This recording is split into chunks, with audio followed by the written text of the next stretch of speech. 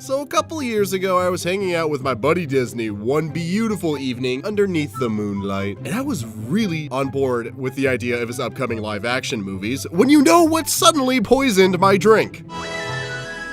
Maleficent from Disney's Maleficent, turning her raven buddy into a dragon to rescue her. Look, when shit gets real, Maleficent turns into a dragon and kicks ass. Like a boss. It's what she do. Sleeping Beauty, Once Upon a Time, and Kingdom Hearts all prove this. Just watch.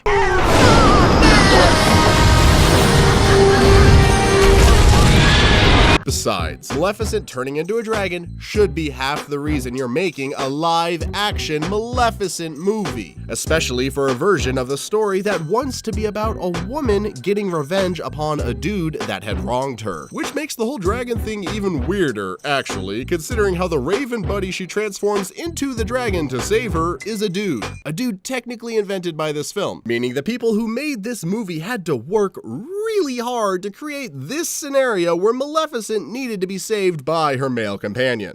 Like, weirdly hard. So instead of Maleficent getting her big iconic moment and kicking some epic ass for feminism everywhere in beautiful live action glory like a boss, her biggest baddest moment ends up going to her male sidekick to reinforce how Maleficent is in fact a wounded star of a rape revenge movie this time around.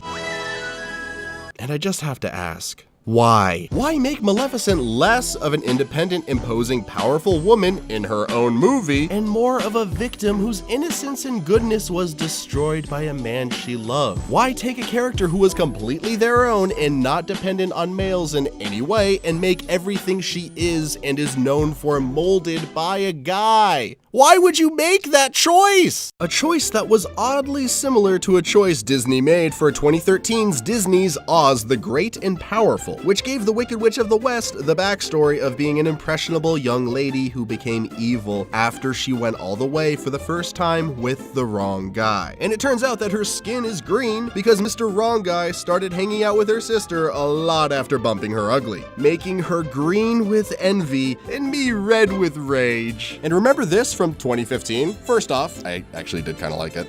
A bit. But I did so in spite of the choice to make the evil stepmother evil because her first husband died. It's just so lame. I mean, honestly, Disney, baby. Bobby. Could you not think of anything else to make a lady go evil? Do all female villains really need to have been hurt in some way at some point by some guy? Like, what's next? Ursula is evil because King Triton didn't call her after they hooked up at some party? Is Cruella de Vil evil because some asshole got in her pants after buying her a puppy? Did the Enchantress curse the beast because he invited her in from the cold, boned her, and then kicked her out back into the cold again? Did the evil queen get her first name because she caught her boyfriend looking at Snow White just a little too long? And what about the Queen of Hearts? Was she evil because the Mad Hatter cared more about his March hare than getting his head off? But to be positive for a moment, I will say Disney's last 7 movies starring lady characters did not have any romantic subplots for said ladies at all. So it's entirely possible that whatever weirdness was in Disney's system for a minute there has been worked out and or fired, and none of this matters anymore. But to speak a little more broadly for just a moment here, even setting aside everything I just said, Maleficent is a really, really bad movie. Its opening is effective, sure, I'll give that to you, but again, it's also the opening of a rape revenge movie. And why is Maleficent more like an ill-tempered babysitter prone to pranks than any kind of actual villain? This is all your fault!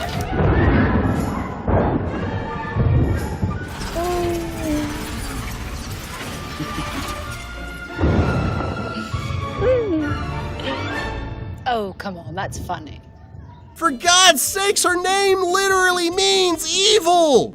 What's next? A movie called Sympathy for the Devil, where the devil is the devil because his prom date slow danced with another dude? Or a whole trilogy of prequels where Darth Vader is a whiny pseudo-good guy who becomes a whiny bad guy to save the first girl to light his saber. Oh God, I meant a movie that glorifies the Joker's emotionally manipulative and abusive relationship with Harley Quinn. Ah! Why are the best villains all lovesick puppies suddenly? The Dark Knight's not even 10 years old yet, but not only has the Joker been neutered into pudding, but Bane has been too? Bane?